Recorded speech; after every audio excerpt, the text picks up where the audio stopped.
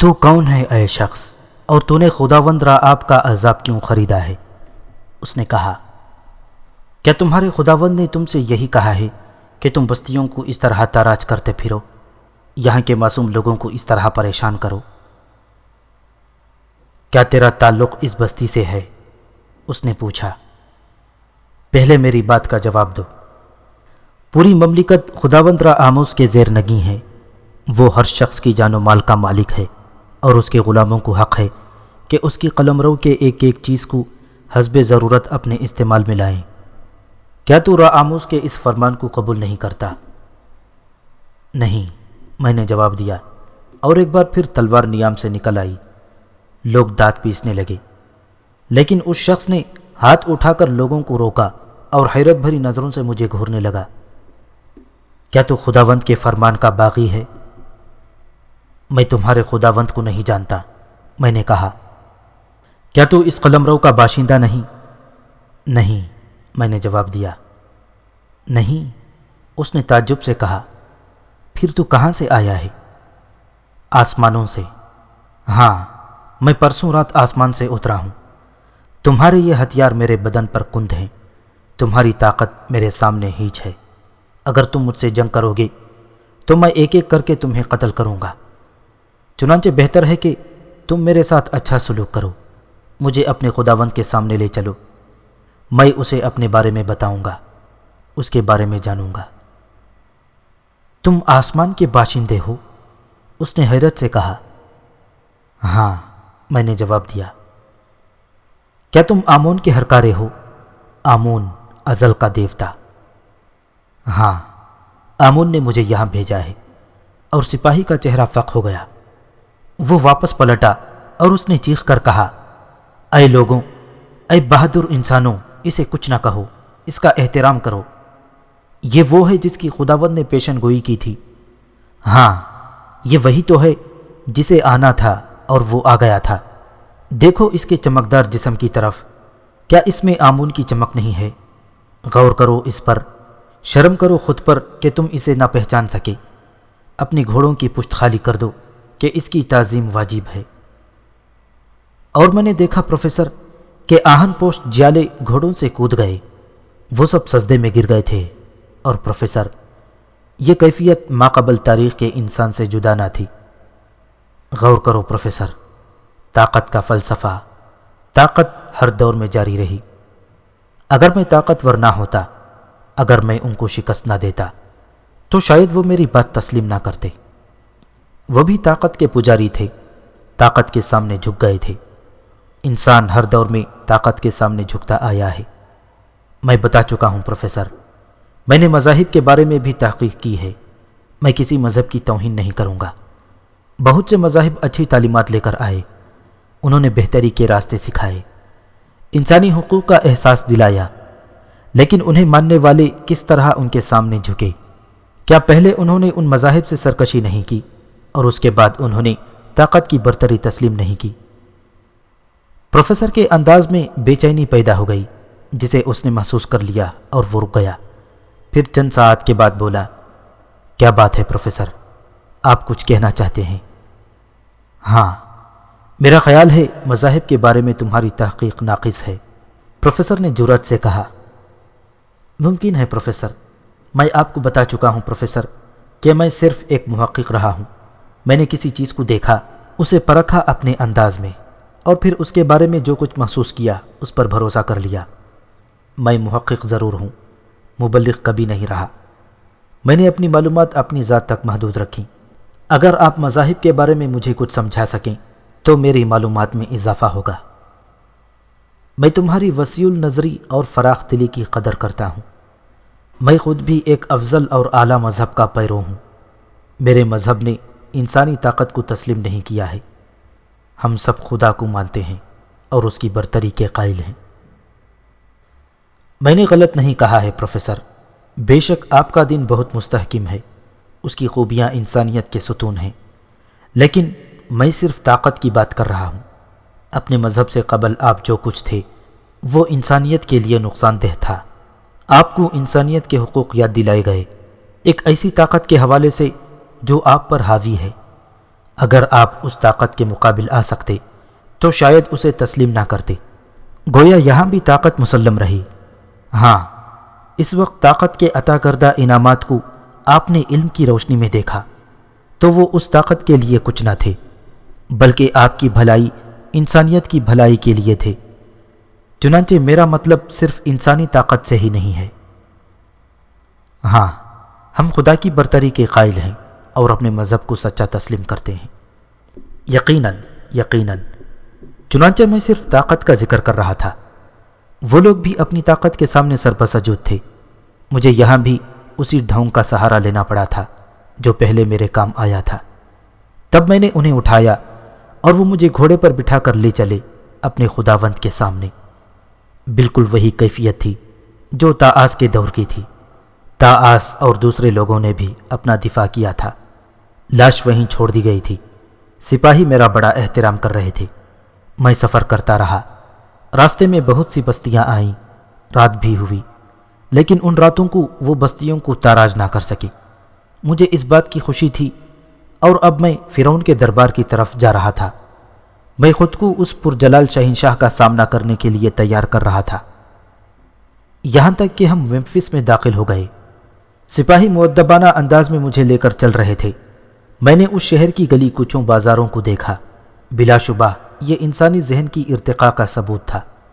خوبصورت مکانات، دلکش باغات مجھے بے حد پسند آئے۔ بڑی بڑی عظیم الشان عمارتیں، سب کچھ میرے تصور کے مطابق تھا، اور صدیوں قبل گہری نیند سونے سے پہلے ستاروں نے جس دور کی پیشن گوئی کی تھی وہ سب میرے سامنے تھا۔ بلا شبہ وہی انسان تھے۔ میں ان انسانوں کو دیکھ کر بہت خوش ہوا۔ وہ سب میرے آئیڈیل کے تھے، یہ سب میرے خوابوں کی تعبیر تھے۔ مجھے ایک پراسرار عمارت میں پہنچا دیا گیا۔ یہ فرعون کا سب سے بڑا معبد تھا۔ عظیم الشان چوبی دروازے پر ایک بہت بڑے سورج کا نشان بنا ہوا تھا جس سے کرنیں خارج ہو رہی تھیں۔ یہ سورج دیوتا کا نشان تھا جس کا میں ہرکارا تھا۔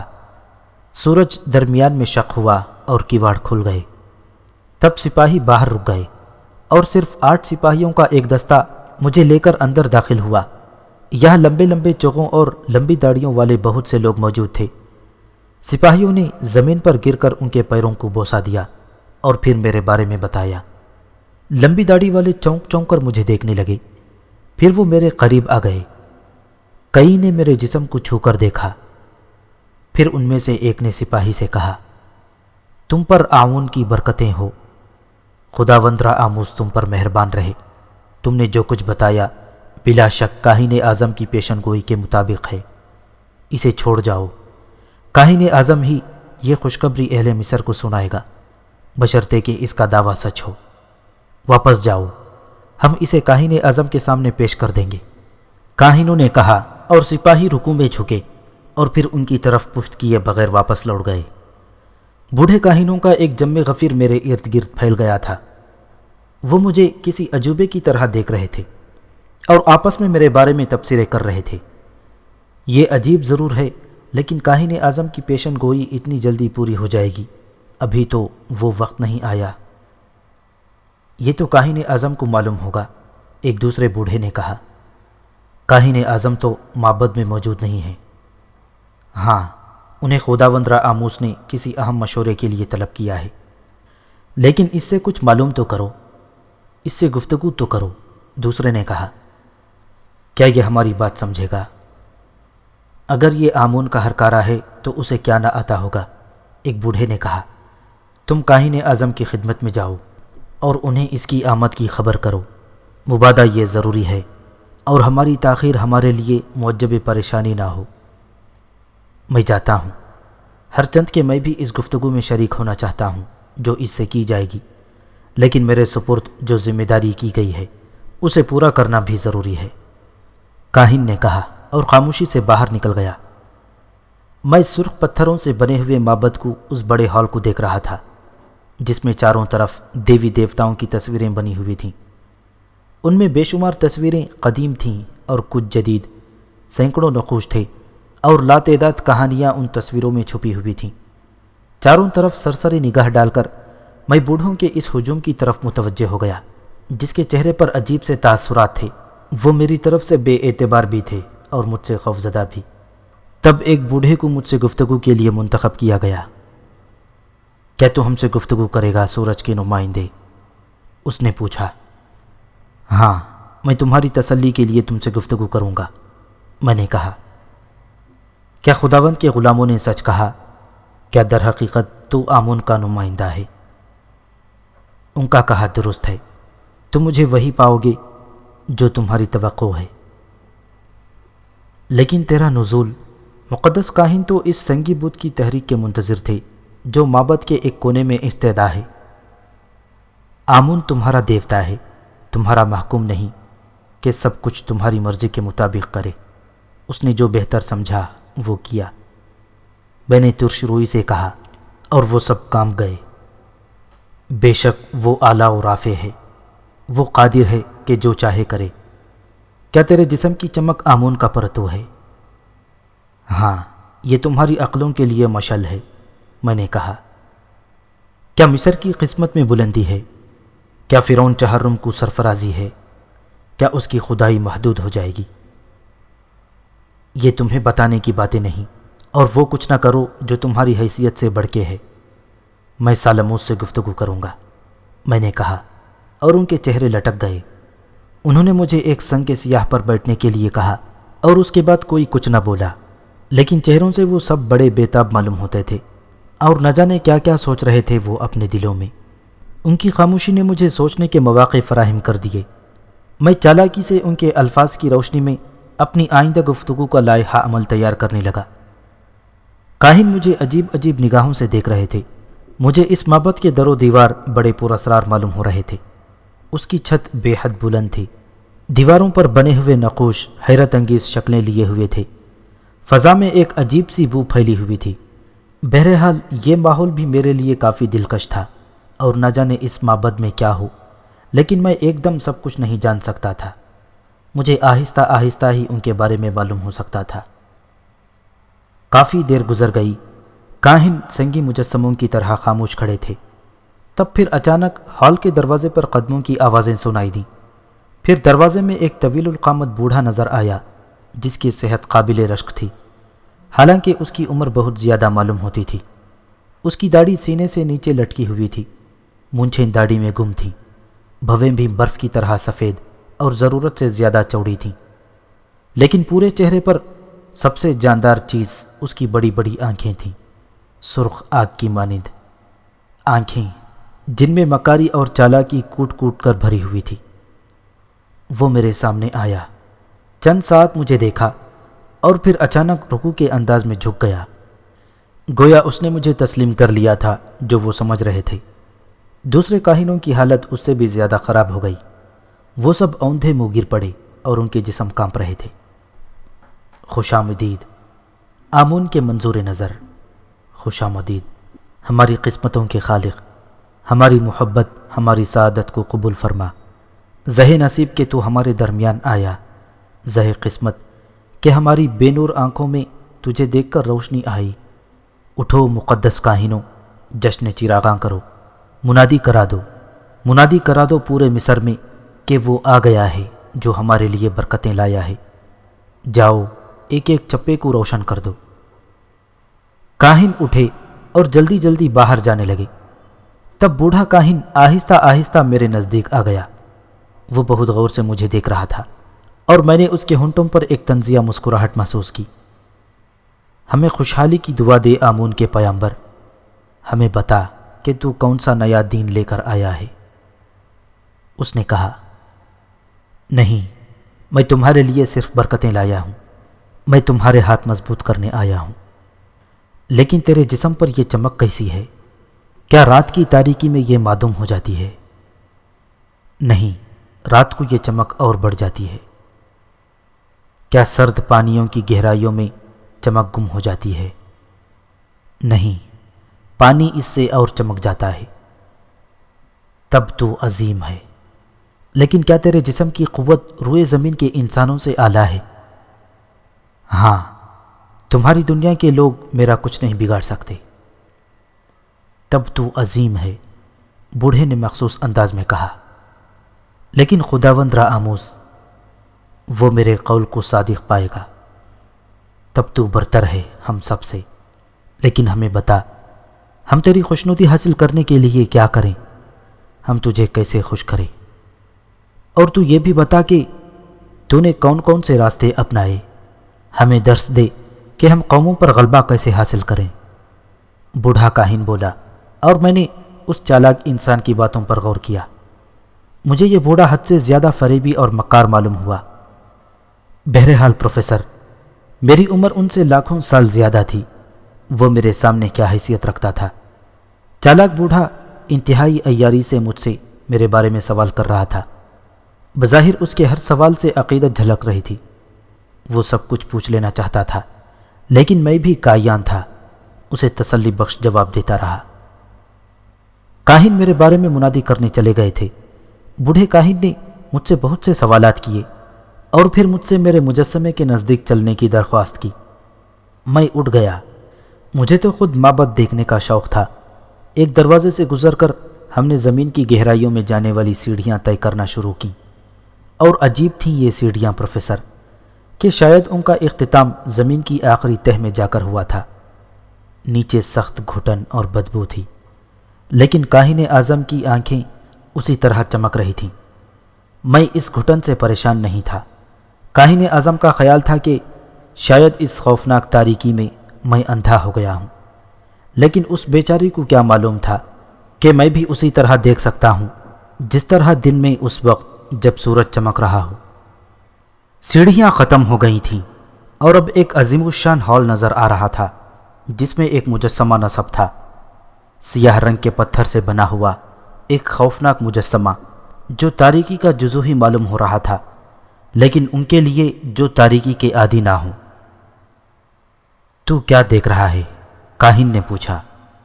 سیاہ مجسمہ، میں نے جواب دیا، اور کاہن کے چہرے پر حیرت کے آثار پھیل گئے۔ اس نے پراسرار نگاہوں سے مجھے دیکھا اور پھر تعجب بھرے لہجے میں پوچھا، تو کیا تو تاریکی میں بھی دیکھ سکتا ہے؟ ہاں، روشنی اور تاریکی میرے لیے یکساں ہیں۔ بت تو در حقیقت انوکھا ہے، لیکن اس کے باوجود مجھے تیری حقیقت درکار ہے۔ اس بار اس کے لہجے میں کوئی چیز تھی جسے میں نے صاف محسوس کیا۔ کیا تو میری حقیقت سے واقف نہیں ہے؟ میں نے پوچھا۔ ہاں، جو تو نے کہا ہے وہ میں نے سنا ہے، لیکن میں وہ نہیں جانتا جو تو ہے۔ تو اسے بھی جان لے گا۔ تیری زبانی، کاہن نے مسکراتے ہوئے کہا۔ اس کے سفید دانتوں کی قطار تاریکی میں چمکی۔ دل کی آنکھیں کھول، میری زبان تجھے کچھ نہ بتائے گی۔ میں نے دل کی آنکھیں کھول لی ہیں۔ کیا محسوس کر رہا ہے؟ میں نے اس گفتگو میں دلچسپی لیتے ہوئے پوچھا۔ یہی کہ دنیا کا انوکھا لیکن بے حد چالاک انسان میرے سامنے موجود ہے، اس نے بدستور مسکراتے ہوئے کہا۔ دنیا کا نہیں، آسمانوں کا۔ کیا تجھے آمون کا نام یاد نہیں ہے؟ میں نے کہا۔ نہیں اے خاکی پتلے، مجھے آمون کے تمام عہد یاد ہیں، لیکن اس نے کسی ایسے ہرکارے کا عہد نہیں کیا تھا جیسا کہ تو ہے۔ بوڑھے گیدڑ نے چالاکی سے کہا۔ اس کی ہنسی بہت خوفناک تھی۔ لیکن تو نے تسلیم کیا تھا، میں نے کہا۔ یقیناً، کیونکہ آمون کی طرف سے وہ عہد میں نے کیا تھا۔ تو نے؟ میں نے چونک کر پوچھا۔ ہاں، ضروری تھا۔ اور اب تو بتا کہ تو کون ہے اور کیا مقصد لے کر یہاں آیا ہے، کہاں سے آیا ہے؟ تیرے ساتھی اور مددگار کون ہیں اور کیا چاہتے ہیں؟ میں بوڑھے کی گفتگو پر غور کرنے لگا۔ در حقیقت بوڑھا بہت چالاک تھا، ایک مذہبی بدماش جس نے نہ جانے کیا کیا چکر چلا رکھے تھے۔ میں غور کرتا رہا، پھر میں نے کہا، تو سن اے بد نصیب کہ میرا کوئی ساتھی نہیں ہے، میں وہی ہوں جس کو تو نے جھٹلایا ہے۔ تو آمون کے عہد کو اپنا عہد کہہ رہا ہے۔ کیا تو اس بات سے بے خبر ہے کہ اس گستاخی کی تجھے سزا ملے گی؟ میری اس گفتگو پر بوڑھا ہنس دیا، دیر تک ہنستا رہا، پھر بولا، مجھے اپنا نام بتا۔ میرا کوئی نام نہیں ہے، تو چاہے جس نام سے پکار سکتا ہے۔ تب میں تجھے اسلاک کہوں گا، جو وہ نہیں ہوتا جو وہ کہتا ہے، لیکن اپنے بارے میں جو کچھ کہتا ہے اسے منوانے کی صلاحیت رکھتا ہے، لیکن ان کے سامنے جو علم نہیں رکھتے وہ کیا ہے؟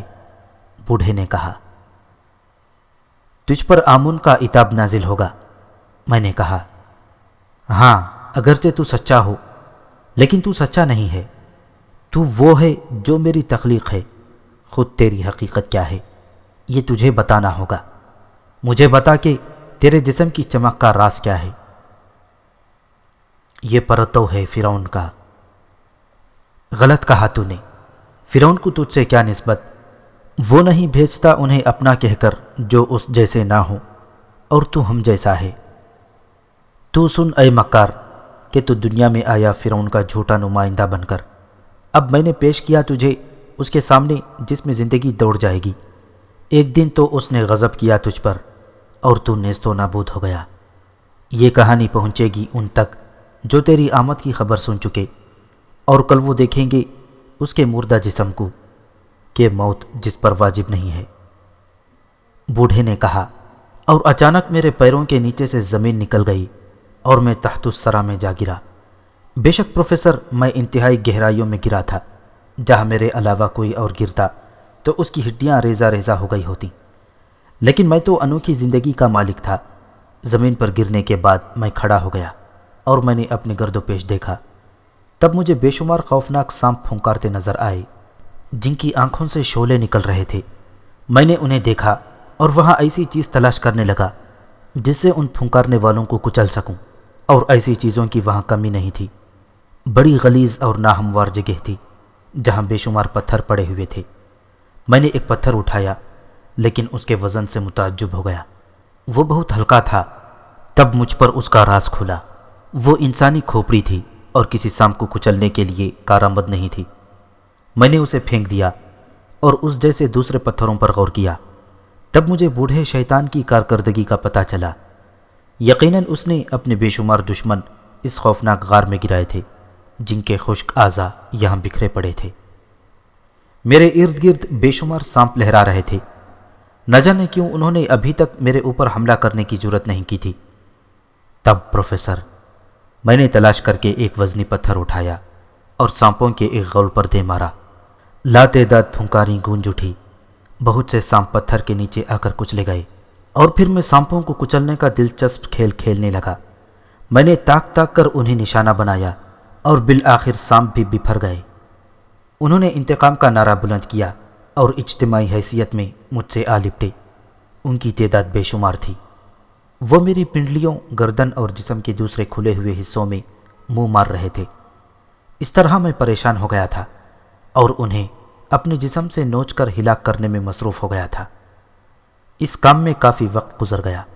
سانپوں کی تعداد اتنی تھی کہ مجھے انہیں ہلاک کرنے میں کافی دشواریوں کا سامنا کرنا پڑ رہا تھا۔ ابھی میں اپنے کام میں مصروف تھا کہ طویل و عریض غار کے ایک سمت سے ایک گڑگڑاہٹ سنائی دی، شاید کوئی چٹان جگہ چھوڑ رہی تھی۔ میں نے اپنے جسم سے لپٹے ہوئے آخری سانپ کو خود سے چھڑا کر ایک طرف پھینک دیا اور اس غار کی طرف دیکھنے لگا جہاں سے اب ایک روشنی نمودار ہو رہی تھی۔ روشنی پھیلتی گئی اور اب یہ پراسرار غار پوری طرح روشن ہو چکا تھا۔ تب مجھے بوڑھے کاہن اعظم کا شیطانی چہرہ نظر آیا۔ اس کی سرخ آنکھیں اندر کے ماحول کا جائزہ لے رہی تھیں جو روشنی میں واضح ہو گیا تھا، اور پھر اس کے منہ سے حیرت کی ایک آواز نکلی، اسلاک، کیا تو زندہ ہے؟ ہاں میں زندہ ہوں بوڑھے مکار، اور تیرے سانپ فنا ہو چکے ہیں، میں نے چہکتی ہوئی آواز میں کہا۔ میں ان باریک جالیوں کے عقب میں کاہن کا حیرت بھرا چہرہ صاف دیکھ رہا تھا جن کی دوسری طرف سانپ نہیں جا سکتے تھے۔ بوڑھا کاہن کسی طور اس طرف آنے کی جرت نہیں کر سکتا تھا۔ کافی دیر تک بوڑھا پاگلوں کی طرح میری شکل دیکھتا رہا۔ اس کا شیطانی دماغ نہ جانے کیا فیصلے کر رہا تھا۔ پھر اس نے بھررائی ہوئی آواز میں کہا، کیا تو باہر آنا پسند کرے گا؟ میں بہرے طور باہر آ جاؤں گا۔ کیا اب بھی تو میری قوتوں سے انکار کرتا ہے؟ میں نے پوچھا۔ نہیں، میں اعتراف کرتا ہوں کہ تو سمجھ میں نہ آنے والوں میں سے ہے۔ میں نے تجھے اتنی بلندیوں سے گرایا تھا کہ تیرا جسم پاش پاش ہو جائے، اور پھر غار کے بھوکے سانپ تیرے گوشت سے ضیافت اڑائیں اور تیری ہڈیوں میں رہنے کے لیے مکان بنا لیں۔ لیکن یہاں صورتحال دوسری ہے. تو زندہ و سلامت اور سانپ مر چکے ہیں. کیا اب بھی تو مجھے معاف کر کے میری دوستی قبول کر لے گا؟ کیا تیرے دل میں اتنی وسعت ہے؟ ہاں، بشرطے کہ تو میرے احکامات پر رضامند ہو. میں نے کہا. میں تجھے خود سے برتر تسلیم کرتا ہوں. میرے دوست کی حیثیت سے باہر آ. بے شک میں اس کا حقدار نہیں ہوں، لیکن اس کے باوجود تجھ سے امید کرتا ہوں کہ تو ایک بار مجھے معاف ضرور کر دے گا. غار کا دروازہ کھول تاکہ میں باہر آ جاؤں. میں تجھے قتل نہیں کروں گا بشرطے کہ تو میرا معاون ہو. میں تجھ سے مکمل تعاون کروں گا. رب سوز کی قسم، میں اب تجھ سے مکمل تعاون کروں گا. اس نے کہا. دروازہ کھول بوڑھے احمق، تو خوف سے کانپ رہا ہے. اطمینان رکھ، میں تجھے قتل نہیں کروں گا. میں نے بوڑھے کاہن اعظم کے لرزتے ہوئے جسم کو دیکھ کر ہنستے ہوئے کہا، اور کاہن اعظم میں کوئی کل گھمائی. غار کی جالی نے راستہ چھوڑ دیا اور میں اس سے دوسری طرف نکل آیا. میرے غسل کا بندوبست کر. تیرے زہریلے سانپ میرے جسم پر غلاظت بکھیر گئے ہیں. میں اس غلاظت سے نجات پانا چاہتا ہوں. میں نے کہا. تو چل میرے ساتھ، بوڑھے نے کہا، اور پھر اس نے ایک مشعل ہاتھ میں اٹھا لی اور میرے آگے آگے چل پڑا. وہ اوپر جانے والی سیڑھیاں طے کر رہا تھا. سیڑھیاں کئی سو کی تعداد میں تھیں، جنہیں طے کرنے میں بہت وقت صرف ہوا. ان کا اختتام ایک بہت بڑے کمرے میں ہوا تھا جس کی فضا عجیب تھی. نہ جانے اس بوڑھے نے یہاں کیسا شیطانی کارخانہ پھیلا رکھا تھا. بلا شبہ وہ بے حد پر اسرار انسان تھا. بوڑھے نے اس کمرے کا دروازہ کھولا اور باہر نکل آیا. پھر وہ ایک دوسرے کمرے کے دروازے سے اندر داخل ہوا اور سامنے ہی ایک خوبصورت حوض نظر آ رہا تھا. غسل کر لے. کیا میں تیرے لیے لباس کا بندوبست کروں؟ کیا کوئی نئی آزمائش ہے؟ میں نے حوض کی طرف اشارہ کر کے مسکراتے ہوئے پوچھا. نہیں، اب میں خود میں ایسی جرت نہیں پاتا. تو مجھے اپنا دوست، اپنا وفادار پائے گا، بوڑھے نے گردن جھکاتے ہوئے کہا، اور میں نے ہنستے ہوئے حوض میں چھلانگ لگا دی. بوڑھے نے میرے لیے ایک خوبصورت لباس کا انتظام کیا. یہ شاید محبت کا دوسرا درجہ تھا، اور یہاں عام انسانوں کو آنے کی اجازت نہیں تھی، کیونکہ وہ بذات خود میرے لیے لباس لایا تھا. بہرحال ٹھنڈے اور شیریں پانی سے غسل کر کے میں باہر نکلا. کمرے کے دروازے پر بوڑھا میرا منتظر تھا. اس کے حواس پوری طرح درست ہو گئے تھے، اور اب شاید وہ میرے ساتھ کسی چالاکی پر آمادہ نہیں تھا. آؤ، اس دنیا کے حیرت انگیز انسان، میرا تمام تجربہ تیری شخصیت کو سمجھنے سے قاصر ہے. نہ جانے تو کون ہے، کیا ہے. میں تیرے بارے میں سب کچھ جاننے کا خواہش مند ہوں. اس نے کہا، اور میں مسکراتا ہوا اس کے ساتھ چلتا رہا. پھر وہ مجھے لے کر ایک اور کمرے میں داخل ہو گیا. یہاں انواع و اقسام کے پھل وغیرہ چنے ہوئے تھے. بوڑھا اس آبنوسی میز کے گرد پڑی ہوئی کرسیوں میں سے ایک کرسی پر بیٹھ گیا. میں بھی عین اس کے سامنے بیٹھ گیا. کیا تو نے خلوص دل سے مجھے معاف کر دیا ہے؟ بوڑھے نے پوچھا. تو بے حد احمق معلوم ہوتا ہے کاہن. تو نے میرے ساتھ کون سی بھلائی کی ہے جو میں اتنی جلدی تیری طرف سے دل صاف کر لوں؟ ہاں، تیرا آئندہ رویہ تیرے بارے میں فیصلہ کرے گا. میں نے صاف گوئی سے کہا. میرے لیے یہ بات بھی امید افزا ہے. مجھے بتا، میں تیرا اعتماد کس طرح حاصل کروں؟ میری ہر بات کا جواب سچ دے کر.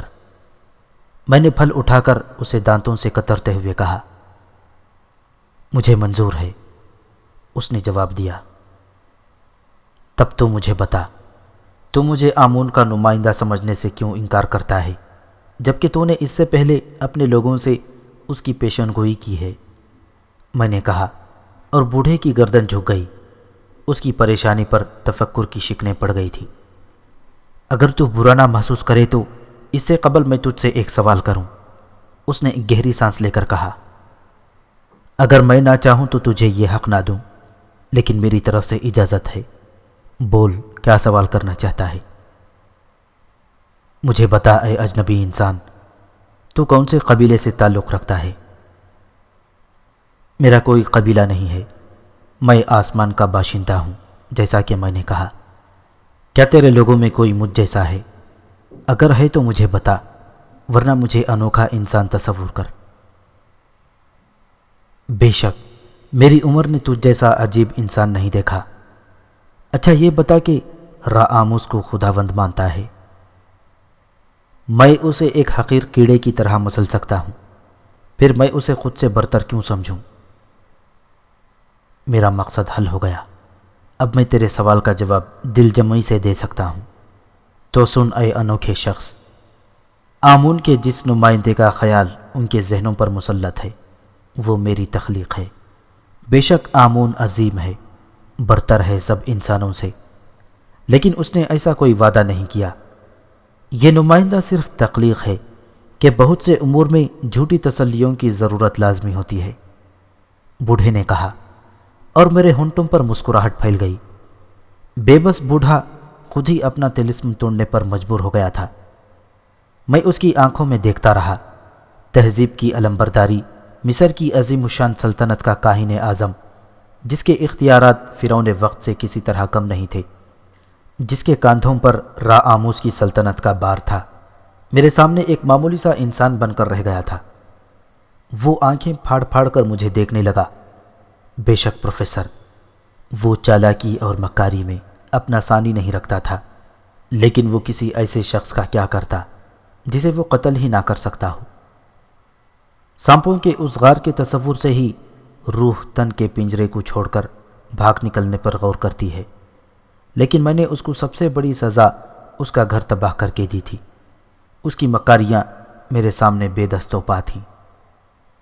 تو نے آمون کے نمائندے کا کردار کیوں تخلیق کیا تھا؟ میں نے پوچھا۔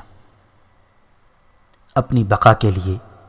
فرعون چہرم مجھ سے نہیں ہے، اس کا تعلق میرے قبیلے سے نہیں ہے، لیکن وہ دل سے میری قوتوں کا قائل ہے۔ اس کی خدائی برقرار رکھنے کے لیے مجھے بہت سی روایتیں پھیلانی پڑتی ہیں۔ بوڑھے نے جواب دیا۔ لوگوں نے مجھے آمون کا نمائندہ تسلیم کر لیا، لیکن تو نے مجھے قتل کرنے کی کوشش کی۔ اگر میں ہلاک ہو جاتا تو کیا تجھ سے باز پرس نہ ہوتی؟ اسے باز پرس نہ کہو۔ ہاں، لوگوں کو مطمئن کرنے کے لیے میں انہیں یہ ضرور بتاتا کہ کاہن اعظم کی آنکھیں ہمیشہ کھلی رہتی ہیں۔ وہ نیکی بدی کو پہچاننے کی اہلیت رکھتا ہے، اور جھوٹے انسان کو اب آمون نے موت کی نیند سلا دیا۔ باز پرس کرنے کی ہمت یہاں کوئی نہیں رکھتا۔ مجسمے کا راز کیا ہے؟ میں نے پوچھا۔ وہ بھی ایک ماہر سنگ تراش نے تراشا ہے، اور مصر کے لوگ اس کے جاگنے کے منتظر ہیں۔ فرعون کے کھوئے ہوئے اقتدار یا سالاموس کے گرتے ہوئے وقار کو سہارا دینے کے لیے اس کا وجود ضروری تھا، سو اس کی جگہ وہ ہر شخص لے سکتا تھا جو میرا وفادار ہوتا۔ میں نے بوڑھے مکار کی تمام مکاریوں سے واقف ہوتے ہوئے کہا۔ میں جانتا تھا بوڑھا میرے ہاتھوں بے بس ہے۔ وہ میری قوت تسلیم کر چکا ہے، یہ جان چکا ہے کہ میں اس کی اقتدار کی جڑیں ہلا سکتا ہوں۔ وہ میرا بال بیکا نہیں کر سکتا، اور اگر میں منظر عام پر اعلان کر دوں کہ آمون نے کاہن اعظم کو ناپسند کیا اور اسے اس کا اقتدار چھین لیا، تو اس کی کوئی حیثیت نہیں رہ جائے گی۔ میں ہر دور کا فاتح ہوں پروفیسر، کسی دور کا انسان میرے مقابلے میں نہیں ٹھہر سکا۔ بہرحال بوڑھا مکار میرے سامنے عریان تھا۔ اب میری نگاہوں میں اس کی کوئی وقت نہیں رہ گئی تھی۔ وہ خود بھی اس بات سے واقف تھا۔ پھر میں نے اس کی بے بسی پر ترس کھاتے ہوئے کہا، ہر چند بوڑھے سالاموس، تو نے میرے ساتھ اچھا سلوک نہیں کیا، تاہم تیری سازشوں کے دور میں تہذیب کا یہ گہوارہ دیکھنے آیا ہوں۔ یہاں رہوں گا اور تہذیب کے اس دور کی داستان قلم بند کروں گا، پھر یہاں سے کہیں اور چلا جاؤں گا۔ میں تیری طرف دوستی کا ہاتھ بڑھا سکتا ہوں، لیکن اس شرط پر کہ تیری اس تہذیب کے بارے میں جو کچھ معلوم کروں، جو کچھ چاہوں، تو مجھے بتا اور مہیا کر۔ کیا تو اس کے لیے تیار ہے؟ میں تیار ہوں اسلاک، تیری دوستی میرے لیے باعث عزت ہوگی، اور میں وہ کچھ کر لوں گا جس کے لیے میں سرگرداں ہوں۔ بوڑھے کاہن کے چہرے پر مکار مسکراہٹ پھیل گئی۔ تو کیا کرنا چاہتا ہے؟ میں نے پوچھا۔ یہ تجھے ابھی نہ بتا سکوں گا، تاہم مجھے اجازت دے کہ میں تیری آمد کی خبر فرعون تک پہنچاؤں اور پورے مصر کو خبر کر دوں۔ یہ معبد تیرا مسکن رہے گا، اور کسی قسم کی فکر نہ کر، یہاں تجھے ضرورت کی ہر چیز مہیا ہے۔ یہ معبد تیرے تصور سے کہیں آگے ہوگا۔ مجھے منظور ہے، میں نے مسکراتے ہوئے کہا، اور کاہن اعظم مجھے چھوڑ کر چلا گیا۔ میں آرام سے بیٹھا مکار بوڑھے کے بارے میں سوچتا رہا اور مسکراتا رہا۔ یہ سب کچھ میرے لیے اجنبی نہیں تھا پروفیسر، ایسے ہی واقعات سے میں دوچار ہوتا رہا تھا۔ انسان ازل سے ابو الہوس ہے، وہ کچھ ہوتا ہے اسے پسند نہیں کرتا، کچھ اور ہونا چاہتا ہے۔ بہرحال تہذیب کا یہ ابتدائی ماحول بھی میرے لیے ناپسندیدہ نہیں تھا اور میں یہاں مطمئن تھا۔ ابھی مجھے بیٹھے ہوئے تھوڑی دیر ہی گزری تھی کہ سرزمین مصر کی دو قاتلائیں اندر داخل ہوئیں۔ ایک نے اپنے نازک کندھے پر ایک خوبصورت سراہی اٹھائی ہوئی تھی، دونوں کے چہروں پر حیرت کی مسکراہٹ تھی۔ انہوں نے اپنا لایا ہوا سامان ایک جگہ رکھ دیا اور پھر وہ دونوں میرے نزدیک آ گئیں۔ ان کی سیاہ آنکھوں میں دلچسپی کی چمک تھی۔ را آبیان کی قسم، یہ دیوتا کے سوا کچھ نہیں ہے، ان میں سے ایک نے کہا۔ آمون نے اس کے جسم کو اپنی روشنی دے دی ہے، دوسرے نے کہا۔ پورے مصر میں ایسا حسین نوجوان نہ دیکھا ہوگا۔ لیکن یہ ہمارے لیے نہیں ہے، دوسری داسی بولی۔ شاید یہ ہمیں قبول کر لے، آؤ اس کے پاس چلیں، پہلی بولی، اور پھر وہ دونوں میرے نزدیک پہنچ گئیں۔ آسمان کے باشندے، کیا ہم تیری خدمت میں شراب پیش کر سکتے ہیں؟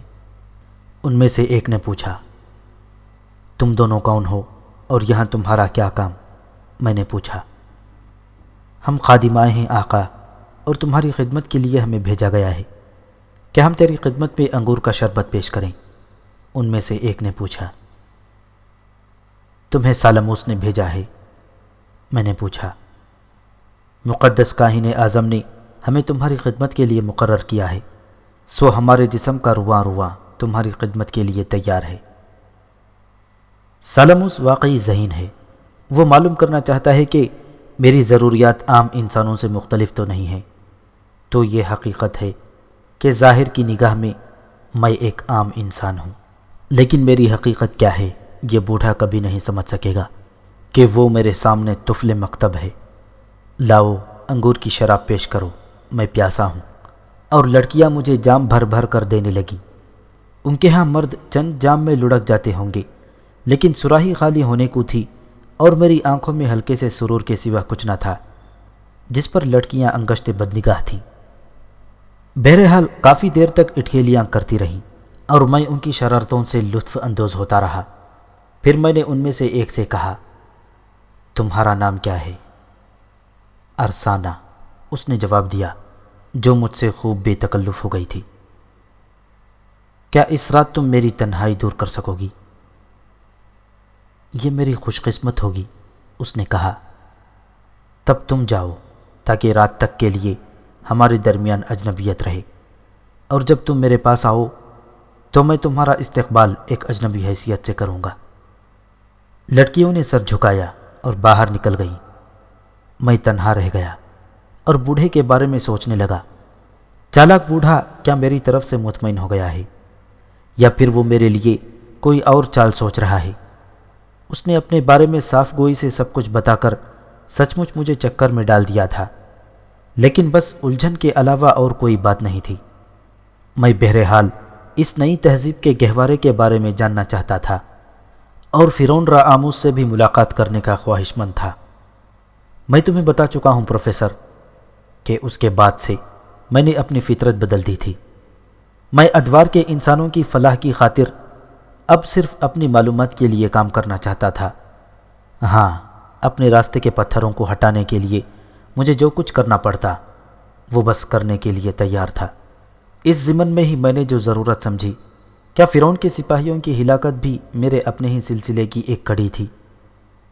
بہرحال پہلے تو بوڑھے سالموس کے ہتھ کنڈوں کو ناکام بنا کر اسے مطیع کرنا تھا، اس کے بعد ہی محض میں اپنا کام شروع کر سکتا تھا۔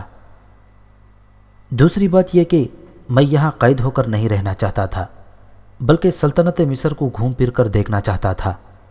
آخر ان لوگوں نے اپنے ملک کو کیا خصوصیت بخشی ہے؟ شام کو بوڑھے کاہن اعظم نے میرے ساتھ کھانا کھایا۔ وہ بغور میرا جائزہ لے رہا تھا۔ میری ایک ایک حرکت نوٹ کر رہا تھا۔ اس احمق کو صرف اسی بات پر حیرت تھی کہ میں عام انسانوں کی طرح ضروریات کا محتاج ہوتے ہوئے بھی ان سے ہٹ کر کیوں ہوں۔ چنانچہ کھانے کے بعد اس نے میرے لیے ایک خاص قسم کی شراب منگوائی اور پھر مجھے معبد کی نچلی منزل پر واپس لے گیا۔ اوپر سے یہ معبد ایک مقدس عبادت گاہ تھی جہاں سورج کی پوجا ہوتی تھی، لیکن اس کی دوسری تہہ میں ایک عالیشان تہائش گاہ بنی ہوئی تھی جس کا اندازہ مجھے اب ہوا۔ ہم ایک اور اجنبی ہال میں پہنچ گئے جو بے حد خوبصورت تھا۔ رنگین مشعلیں چاروں سمت نصب تھیں، اعلیٰ قسم کے مومی شمعدان روشن تھے اور دن کے سما سا پیدا ہو گیا تھا۔ ہال میں زرین تخت پڑے ہوئے تھے جس میں سے ایک تخت میں نے سنبھال لیا اور دوسرا خود کاہن اعظم نے۔ تب اچانک ہال کے دیواروں کے اندر بنے ہوئے چھوٹے سوراخ کھلے اور ہر سوراخ نے ایک رنگین عورت اگل دی۔ باریک آنچل لہراتی ہوئی یہ حسینائیں پورے ہال میں چکرانے لگیں۔ ان کے مرمری بدن بل کھا رہے تھے اور در و دیوار سے ایک انوکھی موسیقی ابل رہی تھی۔ میں اس محصور کن موسیقی کی دھنوں میں کھو گیا۔ مجھے احساس بھی نہ ہوا کہ کب میرے عقب سے چند نوخیز حسینائیں نکل آئیں جن کے ہاتھوں میں شراب کی سراہیاں تھیں۔ میں تو اس وقت چونکا جب ایک گلفام نے اپنا نرم رخسار میرے زانوں پر رگڑا۔ اس کے لمبے سیاہ بال میرے آتشی رنگ پر عجیب بہار دکھانے لگے۔ میں نے چونک کر سالموس کی طرف دیکھا۔ اس کے نزدیک بھی ایک حسینہ ایک سراہی اور جام لیے موجود تھی۔ میرے ہونٹوں پر مسکراہٹ پھیل گئی۔ تو فرعون کے مقدس معبد کا صحیح مصرف یہی ہے، میں نے دل ہی دل میں مسکراتے ہوئے کہا۔ بہرحال یہ مناظر میرے لیے اجنبی نہیں تھے، اس لیے میں نے ان سے لطف اندوز ہونے کا فیصلہ کر لیا۔ لڑکی نے میری آنکھوں میں نرمی دیکھی تو مسکراتی ہوئی اٹھ گئی۔ پھر اس نے خوش رنگ شراب کا ایک جام مجھے پیش کیا اور میں نے جام اس کے ہاتھوں سے لے کر ہونٹوں سے لگا لیا۔ شراب کا پیمانہ حلق میں انڈیل کر میں نے اسے واپس کر دیا اور وہ دوبارہ اسے لبریز کرنے لگی۔ رقاصائیں حسین رقص پیش کر رہی تھیں، ان کے جسم کی ہر جنبش ذہن پر سرور طاری کر رہی تھی۔